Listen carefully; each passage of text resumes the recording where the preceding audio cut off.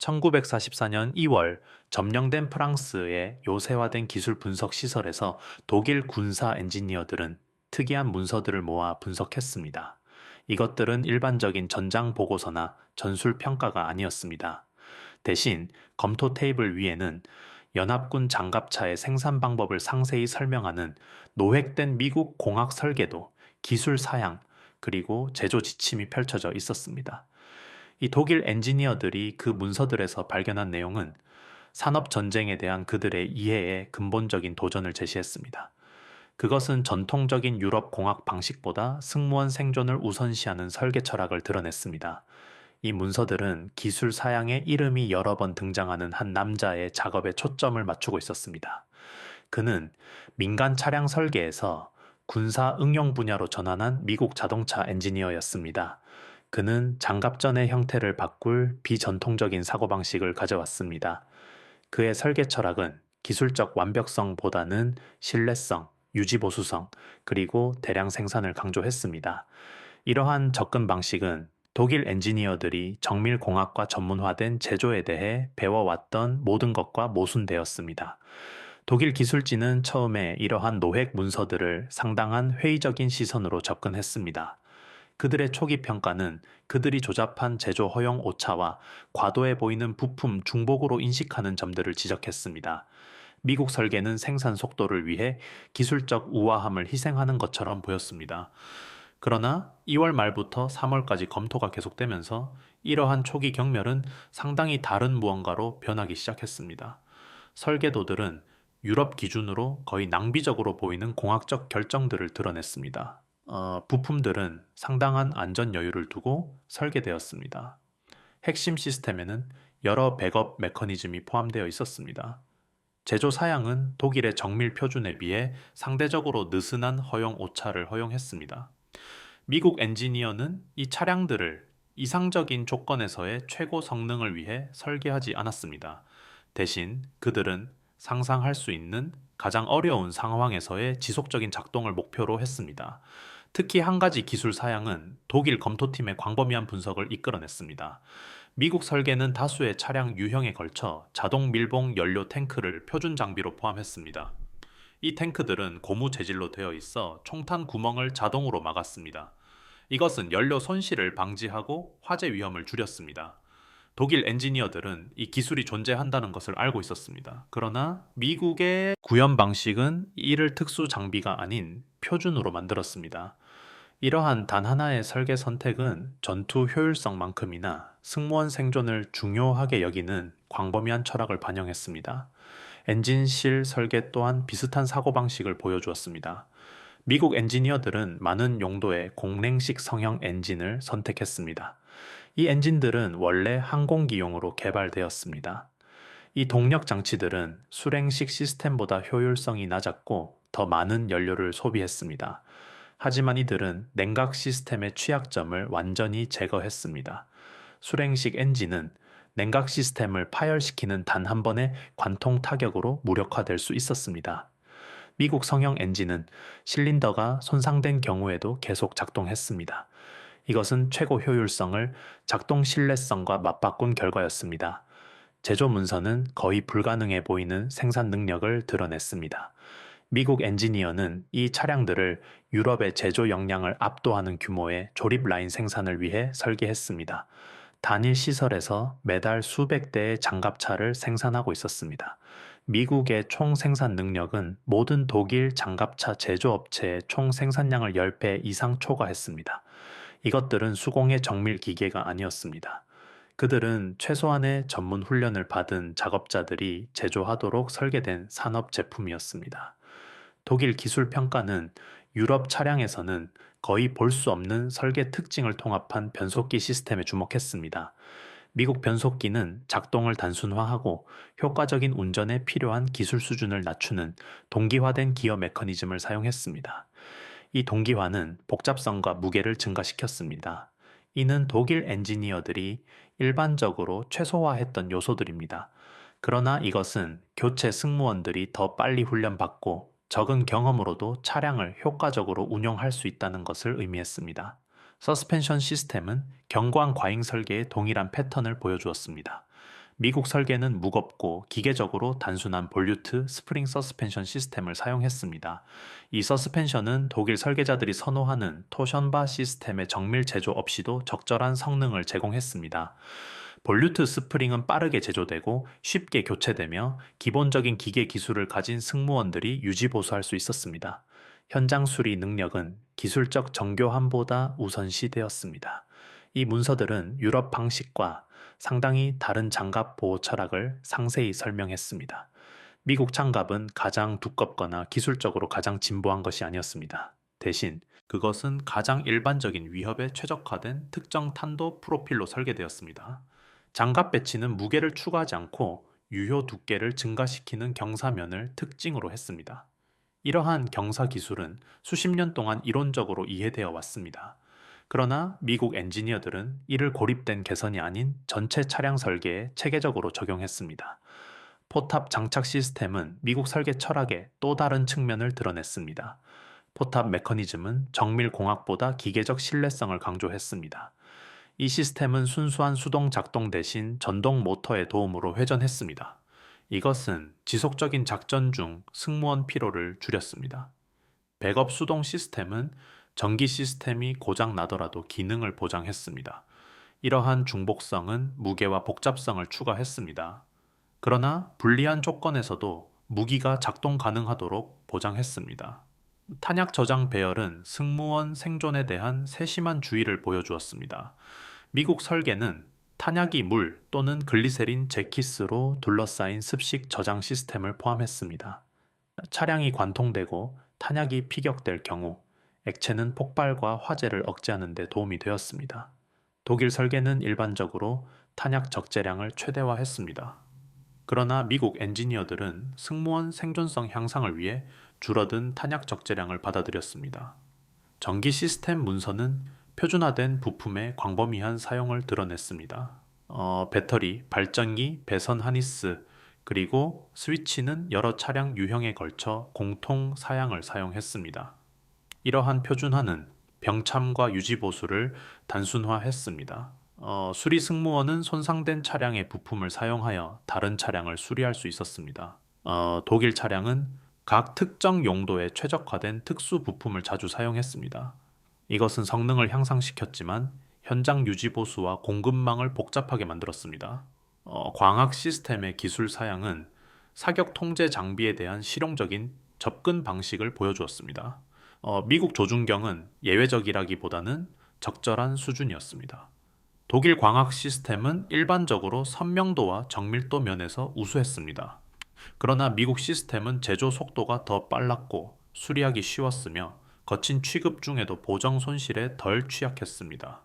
미국 엔지니어는 신뢰성과 교체 가능성을 위해 충분히 좋은 광학 성능을 받아들였습니다. 노획된 문서에는 독일 분석가들을 놀라게 한 상세한 유지보수 지침이 포함되어 있었습니다. 미국 설계는 승무원들이 제한된 전문 도구로 광범위한 현장 유지보수를 수행할 것으로 가정했습니다. 부품들은 접근성을 위해 설계되었습니다. 주요 조립품들은 현장에서 수리하기보다는 제거하고 교체될 수 있었습니다. 이러한 모듈성은 교체 부품이 풍부하고 전문 수리 기술이 부족한 산업적 사고방식을 반영했습니다. 엔진 유지 보수 절차가 이러한 접근 방식을 잘 보여주었습니다. 성형 엔진은 차량에서 제거되어 몇 시간 내에 준비된 예비 엔진으로 교체될 수 있었습니다. 제거된 엔진은 이후 창고 시설로 보내져 재건될 수 있었습니다. 이 시스템은 차량을 계속 작동하게 했습니다.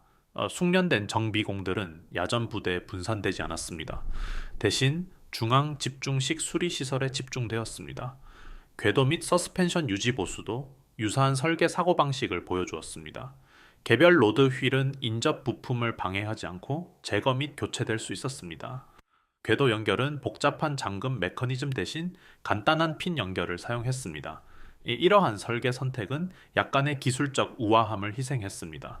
그러나 승무원들이 기본적인 도구와 최소한의 훈련으로 전투 상황에서 수리를 수행할 수 있게 했습니다. 1944년 4월의 독일 기술 보고서는 이러한 설계 철학의 전략적 함의를 인정하기 시작했습니다. 미국 차량은 1대1 기술 비교에서 독일 설계와 맞먹지 않을 수도 있었습니다. 그러나 그들은 지속적인 전역에서 더 중요한 이점을 가지고 있었습니다. 그들은 압도적인 숫자로 운용 가능했습니다. 그들은 적당한 훈련을 받은 병사들이 운용할 수 있었습니다. 그들은 기본적인 기계 기술을 가진 인원에 의해 유지보수될 수 있었습니다. 그들은 더 정교한 차량을 무력화시킬 수 있는 손상에도 불구하고 작동 상태를 유지했습니다. 자동 밀봉 연료 탱크는 독일의 특별한 관심사가 되었습니다. 최근 교전에서 회수된 손상된 미국 차량 분석 결과 이 탱크들은 설계된 대로 작동했음이 밝혀졌습니다. 불타야 했을 차량들이 대신 아군 전선으로 돌아왔습니다. 죽어야 했을 승무원들이 살아남아 다시 싸울 수 있었습니다. 독일 평가는 자동 밀봉 탱크가 연료 시스템 관통과 관련된 경우 승무원 생존율을 약 30에서 40% 향상시켰다라고 계산했습니다. 이러한 생존 이점은 순수한 전투 성능으로는 따라올 수 없는 방식으로 시간이 지남에 따라 증대되었습니다. 차량 손실에서 살아남은 숙련된 승무원은 교체 차량에 배정되어 다시 전투에 복귀할 수 있었습니다. 기관의 지식과 전술적 기술은 전력 구조 내에 남아 있었습니다.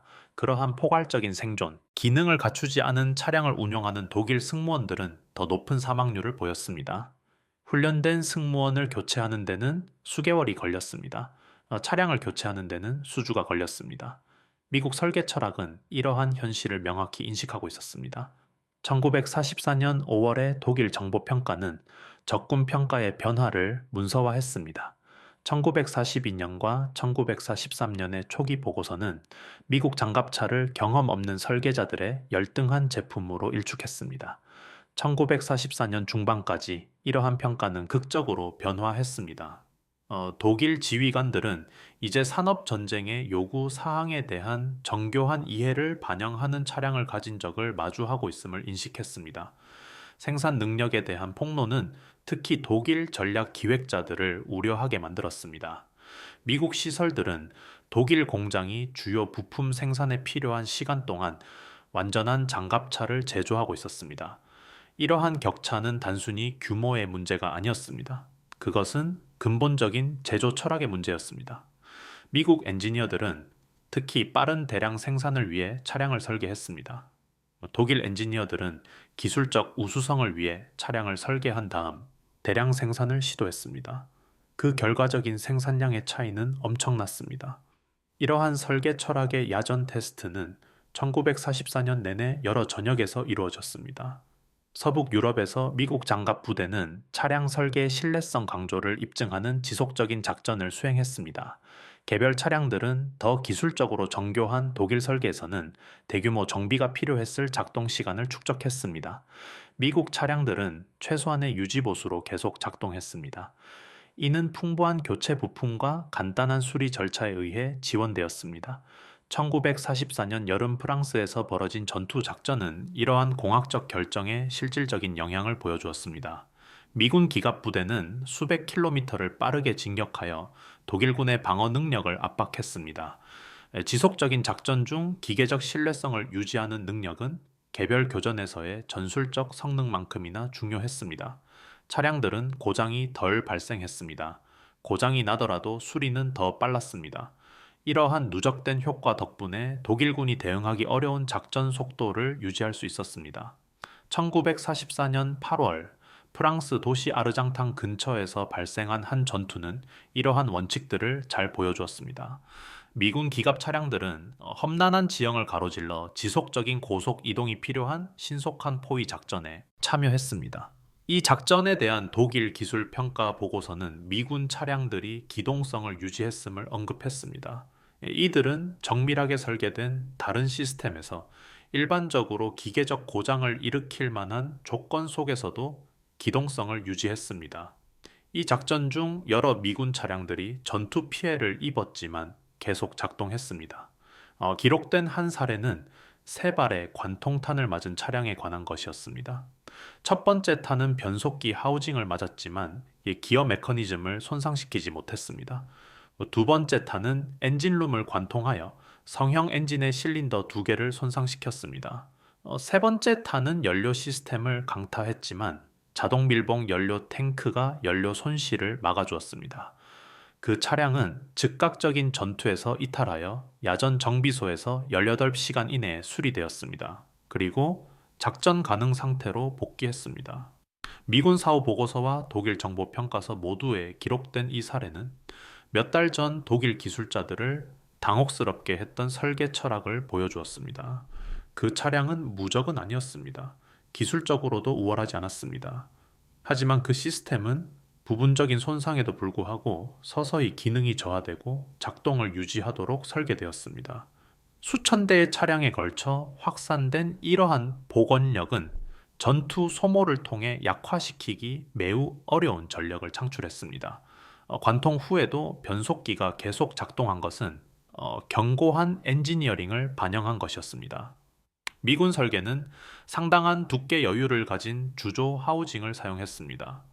하우징을 관통한 탄은 일부 내부 부품을 손상시킬 수 있었지만 이 완전한 기계적 고장을 일으키는 경우는 드물었습니다. 더 적은 여유 재료와 엄격한 공차로 설계된 독일 변속기는 유사한 손상으로 인한 치명적인 고장에 더 취약했습니다. 실린더 손상 후 성형 엔진의 성능은 공랭식 설계 철학을 입증했습니다. 18개의 실린더가 2개의 성형 뱅크에 배열된 이 엔진은 여러 실린더를 잃더라도 차량 기동성에 충분한 동력을 유지할 수 있었습니다. 비슷한 손상을 입은 액냉식 엔진은 몇 분 이내에 과열되어 멈췄을 것입니다. 미군 엔진은 몇 시간 동안 계속 작동하여 차량이 자체 동력으로 수리시설에 도달할 수 있게 했습니다. 자동 밀봉 연료 탱크는 설계된 대로 정확하게 작동했습니다. 고무 재질은 총알 구멍을 통해 새는 연료에 노출되면 팽창하여 연료 손실을 막는 밀봉을 만들었습니다. 이것은 수많은 전투 차량을 파괴했던 치명적인 화재를 방지했습니다. 승무원들은 기갑전에서 가장 치명적인 위협 중 하나로부터 보호받았습니다. 그들은 차량을 가지고 귀환하여 수리가 완료된 후 전투작전에 복귀했습니다. 1944년 9월의 독일 기술 보고서는 이러한 설계 이점을 명시적으로 인정했습니다. 한 평가 보고서는 미군 차량이 직접적인 비교에서 낮은 방어력과 화력에도 불구하고 우수한 작전 가용성을 보여주었다고 언급했습니다. 이 보고서는 미군의 기계적 신뢰성과 신속한 수리 능력이 이론적인 문서상의 전력 대비 실제 전력을 약 20에서 30% 증가시켰다고 분석했습니다. 100대의 차량을 가진 독일군 부대는 언제든지 70대의 차량만을 운용할 수 있었습니다. 100대의 차량을 가진 미군 부대는 일반적으로 85에서 90대의 차량을 운용했습니다.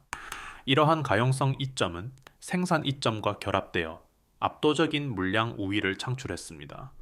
독일 공장들은 미군의 생산율보다 훨씬 적은 수의 기갑 차량을 생산하고 있었습니다. 그들이 생산한 차량들은 수리에 더 많은 시간을 보냈습니다. 이러한 복합적인 요인은 전투 손실률이 비슷하더라도 독일의 기갑 전력이 꾸준히 감소하는 동안 미군의 전력은 증가했음을 의미했습니다. 이 전략적 함의는 전술적 기갑 작전을 넘어섰습니다. 이 미군의 설계 철학은 신속한 전력 확장을 가능하게 했습니다. 차량이 대량으로 공급되었기 때문에 신규 부대는 신속하게 장비를 갖출 수 있었습니다. 차량 운용이 비교적 간단했기 때문에 신규 승무원들도 빠르게 훈련받을 수 있었습니다. 수리 절차가 간단했기 때문에 신규 정비 인력도 신속하게 훈련받을 수 있었습니다. 전체 시스템은 독일의 정밀 공학이 따라올 수 없는 방식으로 확장성을 위해 설계되었습니다. 기술적 개선을 통해 이러한 이점에 대응하려는 독일의 시도는 근본적인 제약에 직면했습니다. 장갑 방호력 개선은 중량을 증가시켜 기동성을 저하시키고 기계적 부담을 높였습니다. 화력 개선은 더 큰 포를 필요로 했으며 이는 중량과 복잡성을 더했습니다.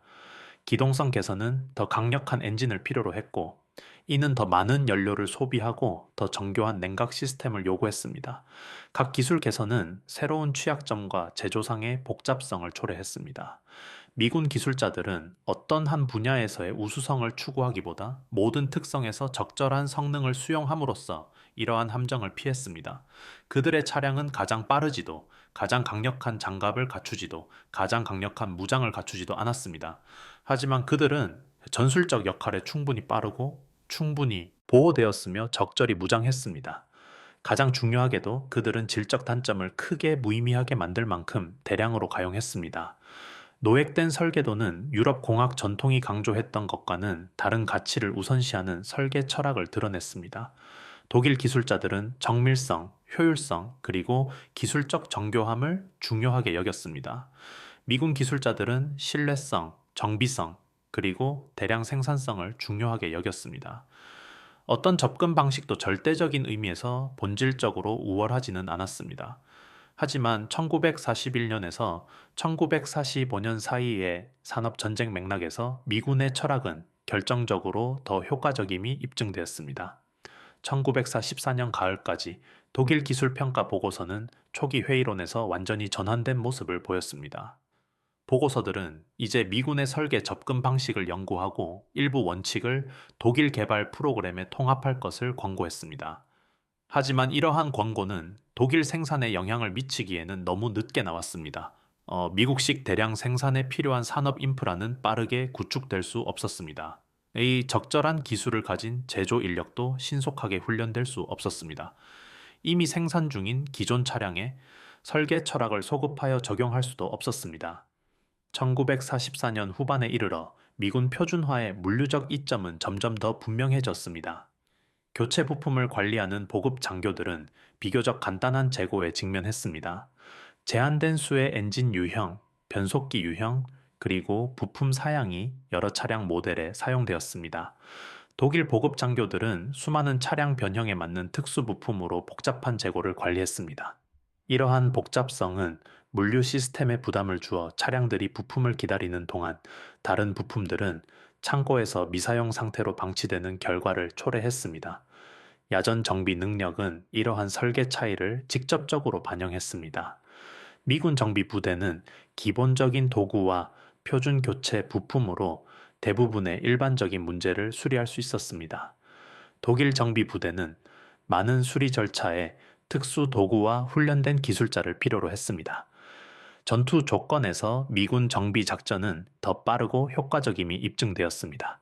이는 장기 작전 동안 더 높은 작전 가용성 비율과 지속적인 전투력으로 이어졌습니다. 미군 차량의 유압 시스템은 이러한 정비 친화적 설계 접근 방식을 잘 보여주었습니다. 유압 부품은 여러 시스템에 걸쳐 표준 피팅과 호스를 사용했습니다. 정비 기술자는 특정 차량 모델에 대한 전문 지식 없이도 쉽게 구할 수 있는 부품을 사용하여 손상된 유압 라인을 교체할 수 있었습니다. 독일 유압 시스템은 각 용도에 최적화된 맞춤형 피팅을 자주 사용하여 야전 수리와 부품 재고를 복잡하게 만들었습니다. 전기 시스템 수리도 비슷한 양상을 보였습니다. 미군 차량은 색상으로 구분된 연결부가 있는 표준화된 배선 하네스를 사용했습니다.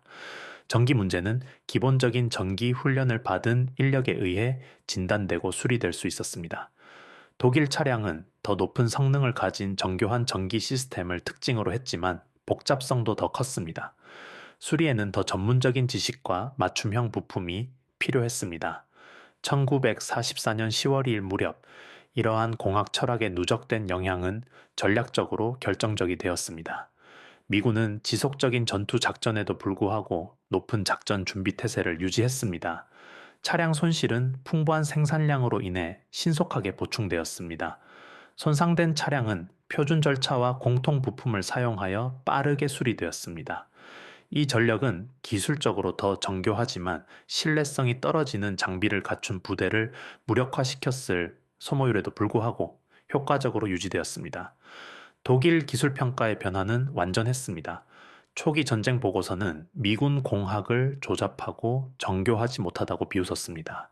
후기 전쟁 보고서는 미군 설계를 산업 전쟁의 도전에 대한 매우 효과적인 해결책으로 인정했습니다. 이러한 인정은 결과를 바꾸기에는 너무 늦게 이루어졌지만 미군 기술자의 설계 철학을 포괄적으로 입증했습니다.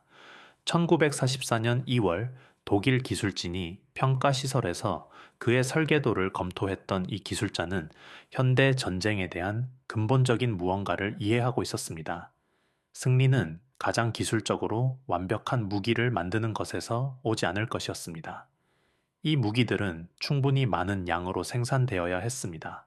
또한 충분히 높은 신뢰성과 충분히 간단한 정비성을 갖춰야 했습니다. 이는 수년간의 대륙 전쟁에서 작전을 지속하는 데 필요했습니다. 초기 독일 평가에서 낭비적이고 지나치게 조심스럽게 보였던 자동 밀봉 연료 탱크는 이러한 광범위한 철학의 상징이 되었습니다. 그것들은 전투 성능만큼이나 인명과 승무원 생존성을 높이 평가하는 설계 접근 방식을 대변했습니다. 그것들은 추가적인 중량, 복잡성, 그리고 비용을 감수하는 공학적 결정들을 구현했습니다. 이는 어떤 무기 시스템에서든 가장 가치 있고 대체 불가능한 구성 요소인 숙련된 운용 인력을 보호하기 위함이었습니다. 전후 분석은 미군 생산 성과의 전체 범위를 드러낼 것이었습니다. 1941년과 1945년 사이의 총 기갑 차량 생산량은 8만 8천 대를 초과했습니다. 이 생산량은 연합국의 총 생산량을 거의 무의미하게 만들 정도의 배율로 추축국의 생산량을 압도했습니다. 생산의 이점은 수년 전에 내려진 설계 결정에서 직접적으로 비롯되었습니다. 이 기술자들은 산업 전쟁에서 승리하려면 대량 생산을 위해 특별히 설계된 차량이 필요하다고 이해했습니다. 이러한 공학적 접근 방식의 유산은 제2차 세계대전 이후에도 오랫동안 이어졌습니다.